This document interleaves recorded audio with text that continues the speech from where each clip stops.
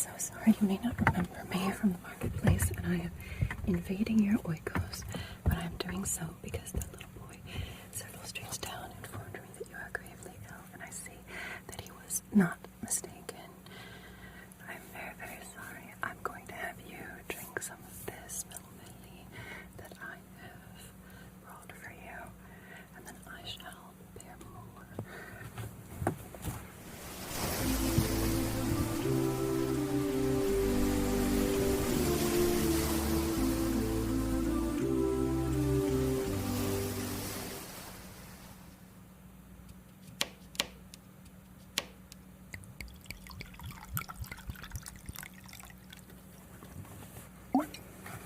So, I have poured some additional for you for when you finish your melly. I need you to take more of the melly, and then I will bring you the cup with your other autumn's items. I'm very, very sorry. Here you are. So, I'm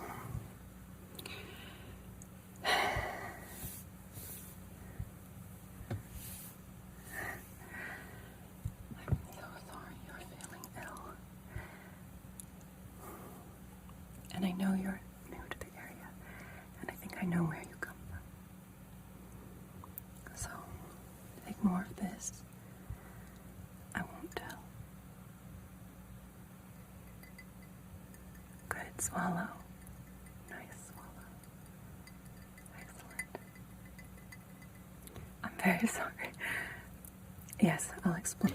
So, I was, before my husband bought my freedom, I was a slave to one of the leading doctors here in the area, and I happened to have borrowed or stolen one of his manuscripts.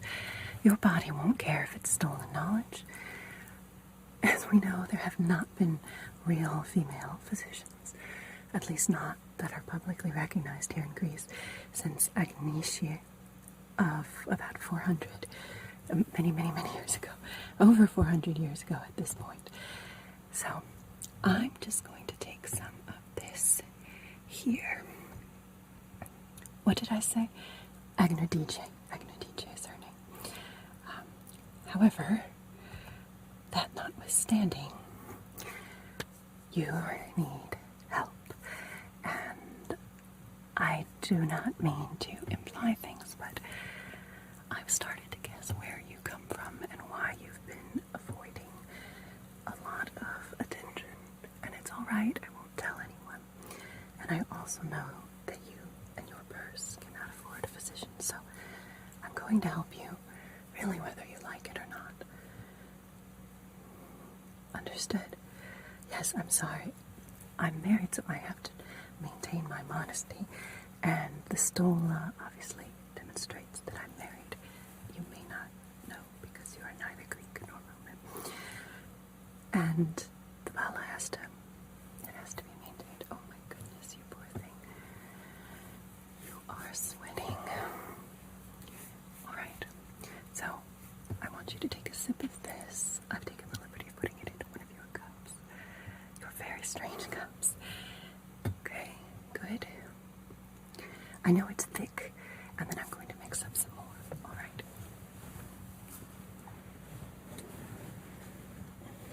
Now, it's going to be, so this is Melly. I don't know if you know, but the great physician Galen has just released another book. So because it is the year 70 after, yes, well, it has been 70 years since the beginning of that strange Jewish cult movement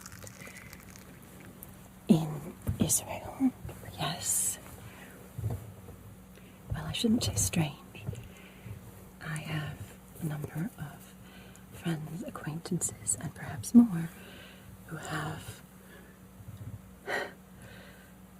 were these Christos followers, speaking of which, I understand, because of the timeline that you just moved here and the news that has come, I do know about the fall of the Jewish temple, yes.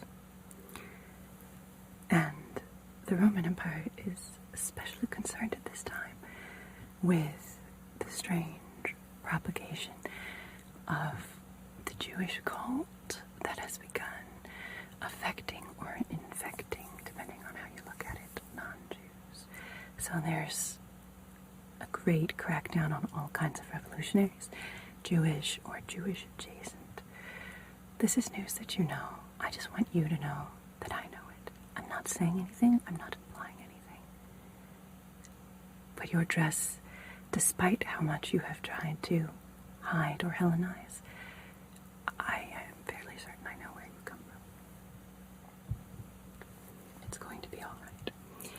Now, about 400 years ago, we have here in Greece a physician named Hippocrates. Well, over 470 years ago, since we are about 70 years after that famous execution that all of the Christos followers are saying resulted in a resurrection. So we're 470 years from Hippocrates. Now, can you tell me, and I need to ask this, what was the first day that you felt weak? I need to know why. And I'm sorry, this is a beautiful woad-dyed cloth that you have. I'm going to use it to wipe your face, though. So I need to know the first day you felt weak. Okay. And why did you feel weak? When it began, essentially. How does your head feel? These are all questions Hippocrates recommends that we ask. So he was a physician who focused on not so much appealing to the gods, but focusing on the changes in the humors and other more, shall we say, empiric evaluations of illness. And I'm sorry, I'm very shy being in your home like this.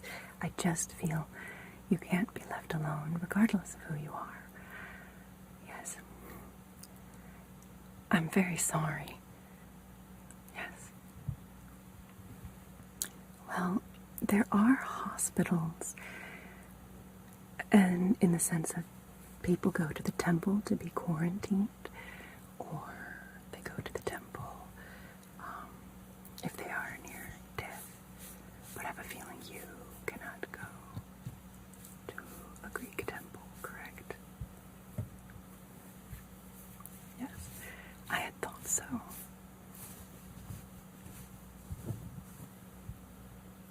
I see. So your head. Yes. All right. I'm just keeping an eye over here on the Melli. That's what it's called. Now that is from the new textbook by Galen that came out this year. Yes. The one that I have acquired. I think my husband knows. I think he chooses to pretend he doesn't know so that he has safety and plausible deniability. He is a Christos follower. So I'm not, or not yet, as he would say. So he is one of the reasons I have sympathy for those of you who are Jewish, or as he says, Netzari and followers of the way. And he has a great love for Jewish people because of, he says that the, king of the world, or something like that, is this Jewish person who was executed about 70 years ago. Things have grown quite out of hand in the empires, I know you know. So, because of him and his feelings, and the fact that if it is too... People in the neighborhood know that he is a Christos follower, so I'm not violating anything by telling you this, but he is very well loved. There are certain elements and obviously we out here in Greece are a little safer than in other areas of the Roman Empire, especially Rome, of course. Rome and Jerusalem are particularly awful right now for Jews and Christos followers and anyone considered similarly to be an atheist. Because Jewish people only have one God, which is as good as none. Yes. So, anyway, because of my seeing him and my love for him, it's just become in my heart that all people should have medical care, even if they can only get it from a woman who has stolen medical texts. Is that alright? I must apologize for my somewhat uncouth form of communication. I am your poor face. I know I keep wiping with my stoma, but it's alright. There's nothing you have that I'm particularly afraid of putting on my stoma. So, I'm very sorry, and I'm aware that people of certain persuasions don't touch people of other persuasions. You haven't that much choice. You're alright with it, aren't you? Which is sad, because I think touch is so healing and healthy and important. But that is, of course, an old wives type thing that I just believe. Anyway, do you have any pain? Well, obviously you have pain. I have heard you outside groaning. And do you feel heavy? Alright, in regards to your chest, do you have pain there? Do you have a slight cough? These are all questions Hippocrates asked us to ask. Now, when you cough, can you cough for me in that direction? Do you have pain in your abdomen when you cough? Alright. Now, I need you to breathe slowly. I see that you are a little bit diaphoretic, but you need to breathe slowly because we know from Hippocrates that the respiration becoming more frequent does do mischief, for it dries out the lungs and fatigues the hypochondria, the hypogastrium, and the diaphragm. So do your best to take deep breaths in and out.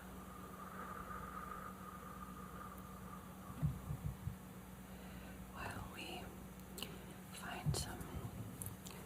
Oh yes, you heard me pouring earlier. I'm sorry. I poured it out and didn't give you a sip. So, a little wine is good for the stomach. Well, there is a Greek Jew hybrid person that my husband has some contact with from your area of the world. Well, he doesn't have contact with them anymore. But there are copies in their community of these letters that have come to this person, Timotheos, from a person, Paulus, and in it is said that a little wine is good for the stomach, so my husband is always quoting this as the reason why he says people should drink a little wine every day. So, a little wine will also help with the pain. I will help you here. I've cleaned out the milli from this cup, so it's just the wine now. Alright. Good. And then I was also wanting to give you some olive oil. Olive oil can help to assist the bowels in moving along. I found this in my own observation. I didn't see this in a textbook. Something my mother taught me.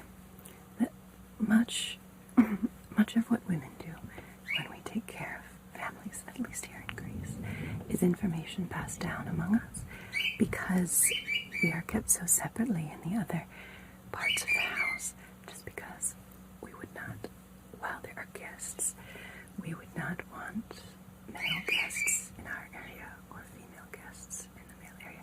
So there's a little bit of division unless you are a servant, or, as I was in the past, this doctor, a slave in his large house. And so then you would serve in the male area. But in general, information is kept a bit separate, both here in Greece and in Rome. Oh, you like them? Yes, my husband acquired them for me. Well, I won't say that I loved him to begin with. Love is a complicated situation for a woman here. I don't know about in your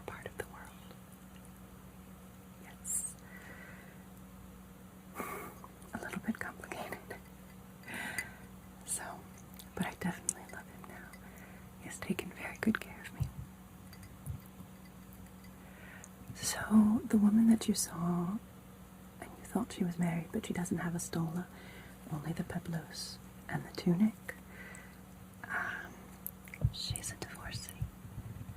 She was divorced for adultery. That is also why she is destitute and has no husband to prepare for her, to take care of her. Throughout the Roman Empire, it is very much a regulation at this time, and even here in Greece, it is common that a woman, especially a Roman citizen, as many Greek people are, cannot wear the stola if she was an adulterer. She goes back to wearing the peplos and the tunic. Oh no, the toga, that's for prostitutes. Only prostitutes wear the toga. Yes. Oh no, that's male clothes or prostitute clothing. Well, you live in an, I will be honest, this area of town is not known as a very good area. I don't mind living here. My husband doesn't mind living here. And as you can see, he still is able to achieve some nice things, even though he cannot buy me clothes with many colors. This tunic is my best tunic, and I wore it to take care of you today because it does have color. But in general, most of us cannot afford colors. But he saved for a great deal for these. He is also a metal worker himself, or apprentices to a metal worker. So, enough about that. You are gravely ill. You ask so many questions. You have such a cheery disposition. Why is that? You're commanded to rejoice around this time. By who? Who says you must rejoice? What? Drink this olive oil and then I will take a look. Alright. So you're saying, since I know where you're from, I might as well see. Alright. And I haven't stated it explicitly. Oh my, these leaves are filled.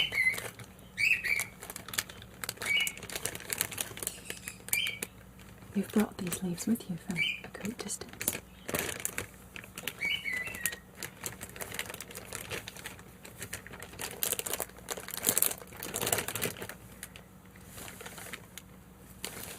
They have quite a rustling sound. So these are from your country. Why did you bring them all this way? I can see this one is slightly faded.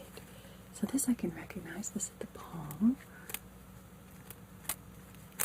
So you have palm here. You have a form of willow and a form of myrtle. They still smell lovely despite, yes, they have, the humidity has gotten to them for sure. Humidity has gotten to them quite badly. So what are these? Oh, and there's a citrus fruit that goes with them. Oh, I see, a citron, of course. Why did you bring these with you? Ah, but you've been too ill to sleep outside. Ah, that's why there's those blankets over those sticks. Not blankets, but that thing just outside your house. Asuka. I see. And you've been trying to eat in there, at least, since you cannot sleep in there.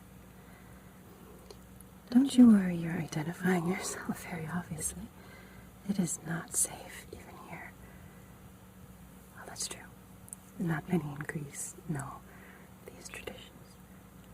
So you're commanded to rejoice for 8 days, even though you feel awful. That doesn't seem very fair. But it makes you happy to have a God that wants you to rejoice. I don't know of any in my pantheon that necessarily want us to rejoice. Dionysus likes us to rejoice. Is yours like? Oh no. Because, yes, I've heard you have great limitations on sexuality. I see. For better love. You have a poem. And you're excited because you're just old enough that the rabbis will let you read it. I see. From Solomon. So you say the intimate expression is not really forbidden, but allowed to grow in a garden of safety with just... We have also rules about, especially adultery, because a woman is very much, like probably in your area of the world, very much... Sometimes it feels like property, but it very much belongs to the spouse. And yes, so beforehand it's different, and there are people who belong to temples, and therefore they have different responsibilities, and of course there are the Vestal Virgins who are meant to stay that way forever, I understand. And then and of course with men, Romans are a little more liberal than some of us here in Greece. There are catamites and other... The Corinthians, of course, are famous for their rather lascivious expressions. And you feel Dionysus promotes these kind of things, I suppose. I don't know. We are very conservative here, and especially when it comes to items like adultery. So there are differences, but there are similarities. So this... Oh, you want me to hand it to you? So this is something that you wave and dance with. Well, it's quite lovely. I'm very sorry that it has decayed. It hasn't decayed much, so I'm sure you can still use it. It's better than the plants you have around here, so your God will have to... Either you won't celebrate or you will celebrate poorly. You would rather celebrate, I see. Alright, we are not anywhere near finished, my dear, so we have to quickly move through this, because I must away before it becomes too much of a conversation that we are here. So I want you to remember this recipe in case I am prevented from returning. So in this book, this is Galen. This is his new De Materia Medica, of course. So this book is essentially, so this is a vine, essentially. Well, we call this section Wines and Vines. Yes, I can read. It's true, I've heard literacy is higher among the women of your people than the women of ours. I have heard this. All right, I'm just checking here on our lovely Melly. Let's see, 9. So it's not really a wine. I guess it would fall under vines.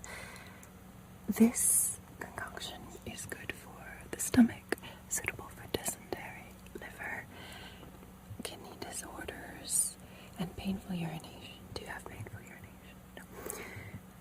So, because of the stomach and the symptoms, I'm concerned of you having dysentery. This Melly is very similar to the Sidonitis wine. Yes. So I will read this to you. Melly is made as follows. The quinces, which you saw me cut with the seeds removed, are put into a good amount of honey so that they are covered. This becomes pleasant after a year like mead. So I've given you my supply, and we're making a new one. It's also called Sidonimelli, right?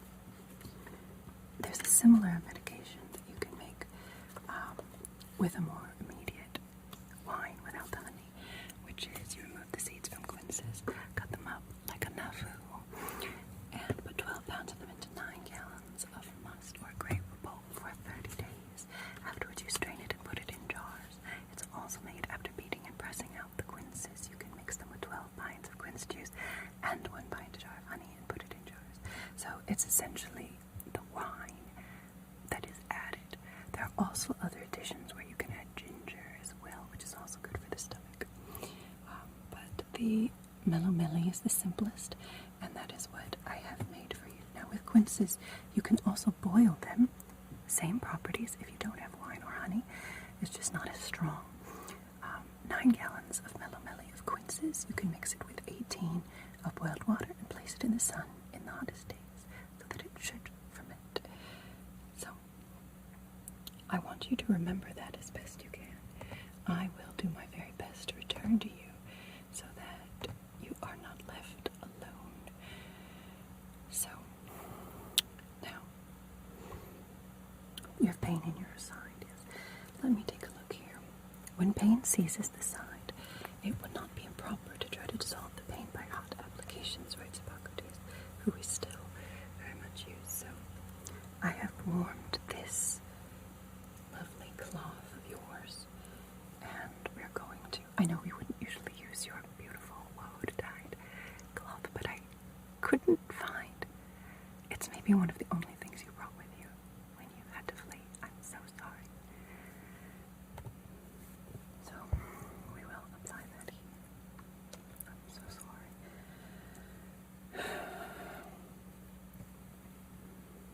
I will not say much about politics. So, what I've done is I've wrapped this beautiful blue cloth of yours over a warm bottle that I brought with me. So this we'll put on your side here, just right here. I know it's already very hot, but this will help with the pain in the side.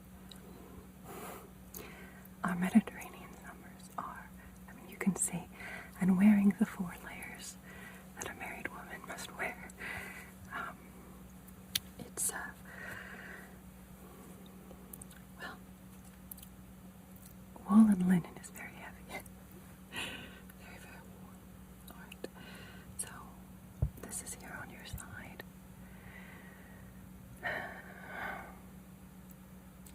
I'm very sorry for what you've gone through. And I'm very sorry that much of it has been inflicted by people of my race and persuasion. Although, I think you can hardly blame Romans do tend to treat Greek citizens above almost everyone else, or at least have a great amount of admiration for people of Greek descent. So there are advantages that I have that you do not, and I'm very well aware. So on this side, we'll hold this. I also have a large sponge over, where have I put it? Up here. Now what I've done is I've wrung most of the water out of it. And, oh, I do want to dab your face a little bit. I'm so sorry. But this isn't for your face, this is also for your side. But this one, you're going to put directly on your skin, but cover it with your clothing. There you go. Just above where we've put this other. Yes. It needs to be covered so that the heat remains longer.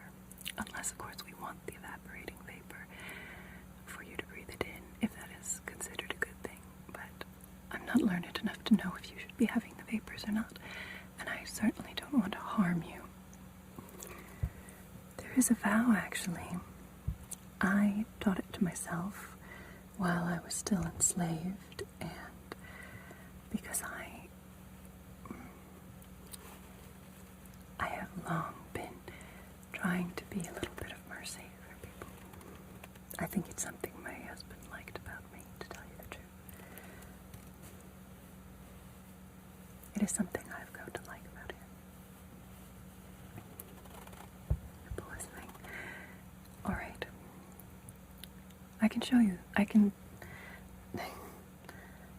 It's a little embarrassing, but I can,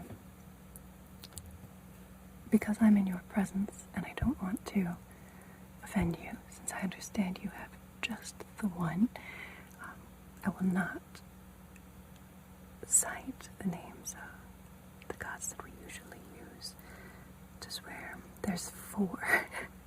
We swear by 4. And that's only for the Hippocratic oath. and then we add everyone else in case we might have forgotten one.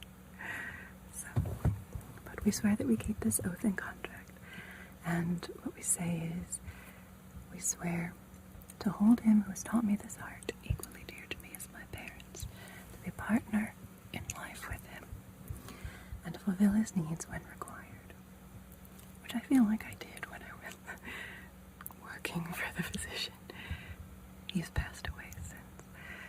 To look upon his offspring as equals to my own siblings, and to teach them this art if they should wish to learn it without fee or contract, and that by the said rule, lectures, and every other mode of instruction I will impart a knowledge of the art to my own sons, and those of my teachers, and to students bound by this contract, and having sworn this oath to the law of medicine, but to no others. In other words, you only teach those. These are secret arts and sacred arts, which is why women often don't have access to them. You only teach those who will not harm anyone, which is something I agree with. Yes. And who have sworn the oath, and it is not supposed to be for fee, at least for the offspring of your teacher. Then I also swear I will use those dietary regimens which will benefit my patients according to my greatest ability and judgment, and I will do no harm or injustice to them. I will not give a lethal drug to anyone if asked, nor will I advise such a plan, and similarly I will not give a woman a pessary to cause an abortion, in purity and according to divine law. I will carry out my life and my art. I will not use the knife, even upon those suffering from stones, but I will leave this to those who are trained in the craft. In other words, the physician, separate from the surgeons often will practice with these same rules. But if I, do not know how to cut, and I am not trained, I will leave it to someone else. Some interpret this oath as a physician never cuts at all because we do no harm. Into whatever homes I go, I will enter them for the benefit of the sick, avoiding any voluntary act of impropriety or corruption. And this is any home, not even just those. It's a whole life vow. Unfortunately, many physicians don't care. And that is why people like yourself do not have access to medical care often. Avoiding any voluntary act of impropriety or corruption, including the seduction of women or men, whether they are free or slaves. Both are included because we Greeks have a history of both. For all men. Whatever I see or hear in the lives of my patients, whether in connection with my professional practice or not, which ought not be spoken of outside, I will keep secret as considering all such things to be private. In other words, you have privacy. So long as I maintain this oath, faithfully and without corruption, may be granted to me to partake of life fully in the practice of my art, gaining the respect of all men for all time. However, should I transgress this oath and violate it, may the opposite be my fate. It's very serious. I suppose it is like your Devaline curse. It could be such. Could be likened to such a thing. Good. Let's see. I have a few more questions for you and a few more treatments that need to be applied. So, I shall. I'm just checking on this pot here. I just want to make sure that everything is appropriate. I will read this with you, the notes I have from Hippocrates, and this can be a shared process. You don't read Greek, but you do read. I've heard that literacy among women is higher among your people than mine, but many of us do read as well. So, I will read it to you since you do not read Greek, and I will not lend you my book. It is my stolen knowledge. So, oh, I almost forgot. I also have here a platter that I have prepared. Does it matter if it's from a pig? Well, it's not from a pig. I say, well, I have this platter I have sewn up with barley and strong vinegar. You can also use tears, very strong, far too strong to drink. It should be the right amount. You can also use bran in like manner. And so we are going to also apply this on this side of your belly, and you can move them around as desired so that we have maximum effect. I also have here a dry fomentation that I'm going to rub on you. That is in this woolen bag. Now this is toasted millet. Yes. A soft fomentation like this should soothe pains, even such that shoot to the clavicle. Do you have pain shooting to the clavicle? I see. Alright.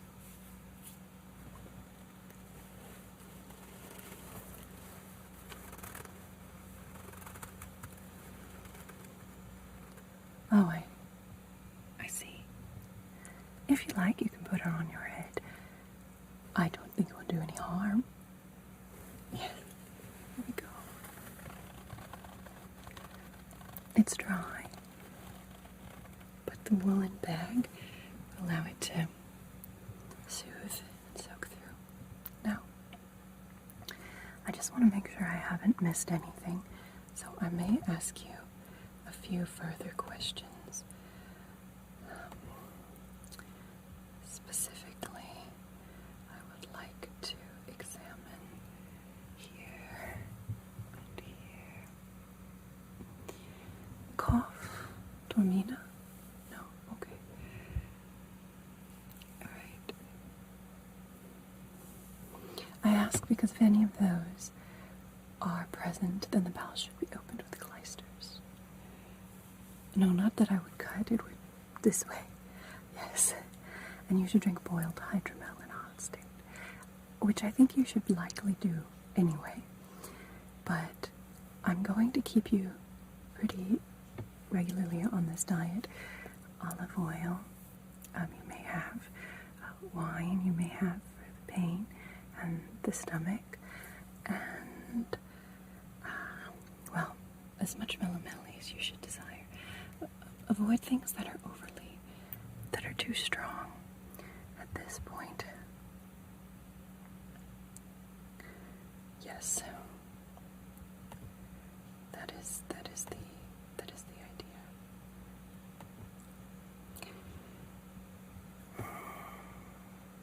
Let me look. That is an excellent question. Let me page through the book here.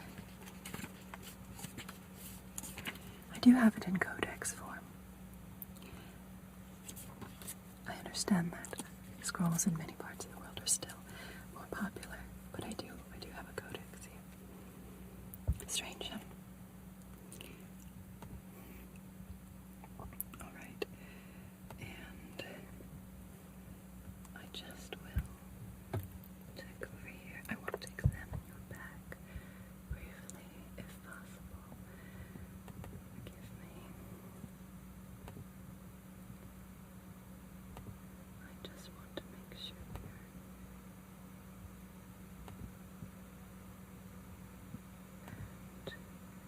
right over here and so forth. Alright. Well, for what I can see, all is well. Alright. And to answer your question, yes, so fevers every third day. We begin to become most concerned when they are on the fourth again. If the fourth day is like the third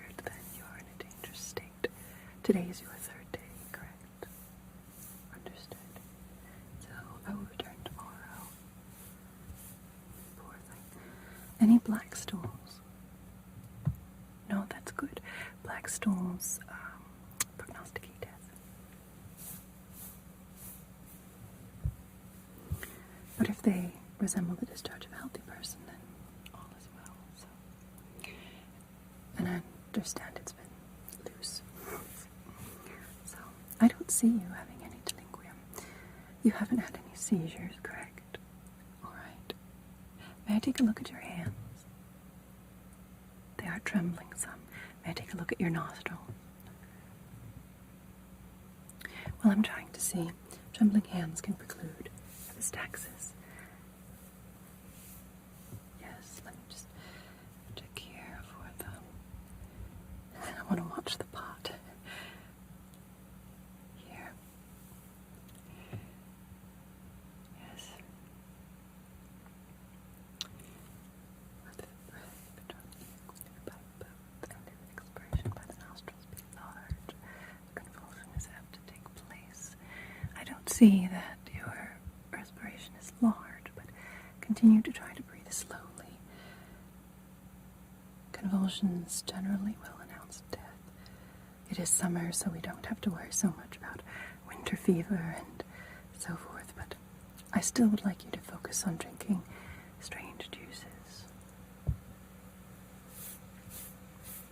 So, I would also like you to watch for dangerous symptoms on the 5th day. Yes. Now, you've been having liquid discharge for several days now, but has it been like water? So clear, watery discharge is a very dangerous sign that difficulty with speech, convulsions, nausea, and, well, nausea is something you have already, but the convulsions, difficulty with speech, and sudden watery bowels, it is also predictable of death. Usually at that same time, people will have severe nausea, sweats will break out under the nose and forehead, on the back and the neck and head. But that doesn't mean, and there's usually a stoppage of respiration, but that doesn't mean that you who have had these symptoms on earlier days, that is necessarily your course. Nevertheless, if you would like me to make an offering at a temple for your... No. How... Do you have a family member who... Well, your temple is... I'm very sorry. I shouldn't. Oh, so you don't make offerings to get better?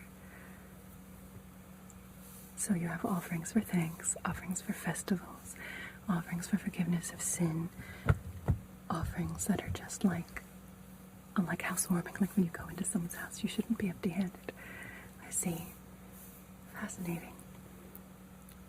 So you might go to ask for something, but the offering isn't what makes you get the something. Oh, like the oath, like our oath, how we wish something, like something good should come upon us if we keep it. Your people have an oath as well. Ah, dear law, I see.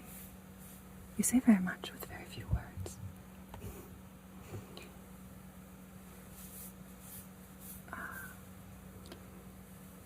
And if the oath is not kept, evil will follow, and if it is kept, good will follow.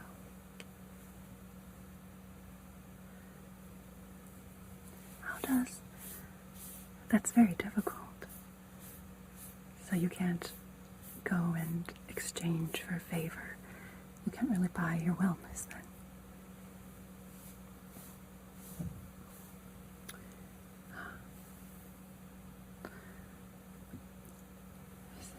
It's strange to me to imagine such a relationship with the divine. But, as I've mentioned, because my husband is taken up in these beliefs, or beliefs very similar. Yes. I have some familiarity. He speaks of grace and forgiveness for when one cannot keep these laws. He also speaks of keeping these types of laws that So forgiveness, I see. So it's not like a get out of prison free card, you're saying? Your term is teshuva. So you are constantly turning towards the divine and he towards you. I see. Have the boy who runs by in the morning on his way to the shop 2 streets down call me if you shall need anything. You look to be tired, and I think now you can sleep. I shall adjust your pillow here, and adjust you for sleep well. I will be here tomorrow, and the next day, and we will talk more. And as I've said, your secret is safe with me. Your secret is completely safe with me. Let me just adjust here and here. Just your head here. And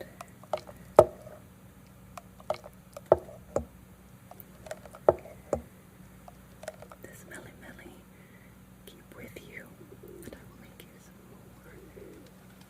This is my this cup leaved ferment, or not ferment, but keep fermented out. Alright, sleep well.